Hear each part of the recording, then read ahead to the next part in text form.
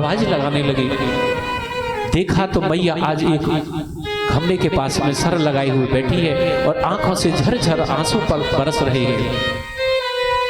आज कन्हैया बेड से उठ करके आई है। मैया तू रोती है? अरे मैया तू काहे को रो रही है? आज मैया ने कन्हैया को अंक में भर लिया और कहने लगी, हे गोविंद, अरे मुझे नहीं पता था कि तू मेरा बेटा है, मैं तो तुझे अपना बेटा समझती थी, लेकिन कन्हैया वास्तव में तू मेरा बेटा नहीं है। अरे तू तो देवकी का बेटा है, तू तो वसुदेव का बेटा है। मैं तो तुझे गलती से अपना मान बैठी थी कन्हैया। मुझे नहीं पता था कि तू एक दिन मुझे ऐसे छोड़ करके जाएगा।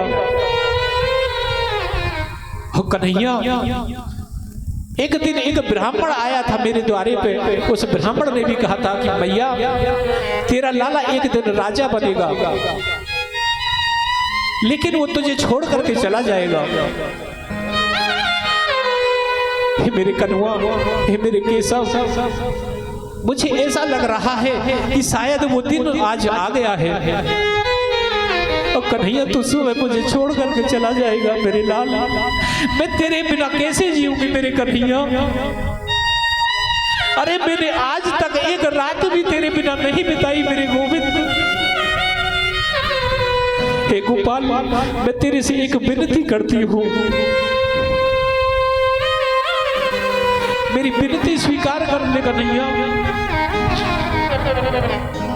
मैं ये विनती करती हूँ मेरे गोविंद कि जब तू राजा बन जाएगा तो मुझे अपने राजमहल में ले जाना।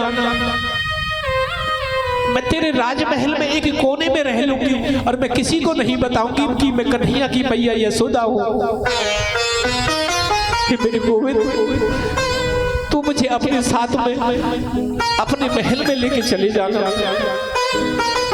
आज भगवान रोने लगे, भैया तू कैसी बातें करती है? अरे तू मेरे महल में रहेगी, वो भी दुबक के छुपक के नहीं, ऐसा नहीं हो सकता। आज भैया ने गोविंद को अपने अंक में भर लिया है। दोनों रोने लगे। भैया तू क्यों रोती है? तू ऐसा क्यों कहती है? ऐसा मत बोल। अरे तेरे बिना ये गोविंद, ये कन्हैया कुछ भी नहीं है। आज मैया कहने लगी है, गोविंद अरे मैं कैसे निठुर हूँ, एक मिट्टी की मटकी के कारण मैंने अपने कन्हैया को उखल से बांध दिया। ये गोविंद, जब तू मथुरा चला जाए तो इन बातों को याद मत करना कि मेरी मैया ने मुझे एक दिन उखल से बांध दिया था। मुझे क्षमा कर देना मेरे गोविंद, मुझे क्षमा कर देना। मेरे कन्हैया कहने लगे, भैया तू कैसी बातें करती है? अरे मैं दुनिया में सब कुछ भूल सकता हूँ, लेकिन अपनी माँ यशोदा को नहीं भूल सकता।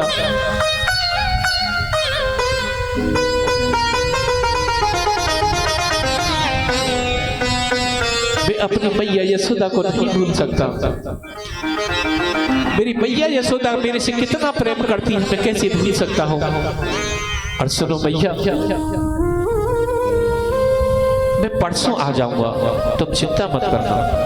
मैं बहुत जल्दी लौट करके आऊंगा, तो परसों तक मेरा इंतजार करना केवल। मैं परसों आ जाऊंगा। सुबह हुई है, नंद बाबा कुछ गोपी ग्वाल वालों को साथ में लेकर के चले गए हैं। भोर हुई, अक्रूर जी ने रथ को सजाया है। पूरे ब्रज में हल्ला हो गया। अक्रूर जी कन्हैया को लेने के लिए आए हैं।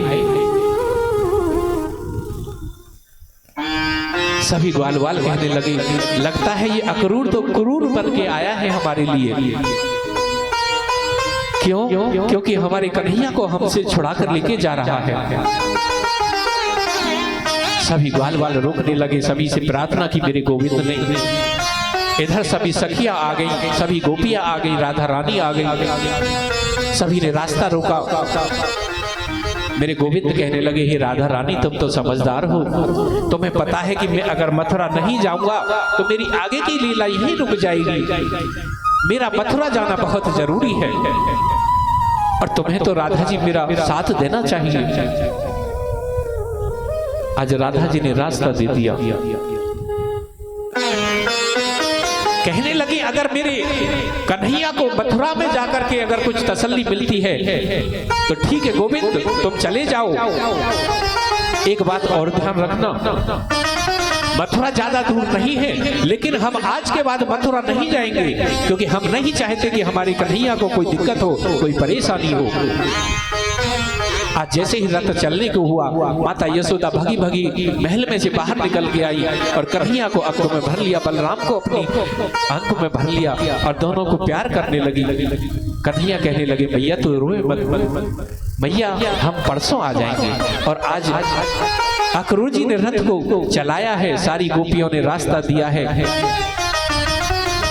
जब तक रथ की पहिए से धूल उड़ती रही तब तक सभी गोपियां, सभी सखियां, माता यशोदा उस रथ को देखती रही कि शायद इसको हमारी याद आ जाए, हमारी गायन की याद आ जाए, कारी भूरी गैयन की याद आ जाए, लौट के चला आए मेरा कन्हैया। लेकिन जब उड़ती हुई धूल भी बंद हो गई, सभी शांत बैठ गई। इधर आज भगवान मथुरा में पहुंचे हैं।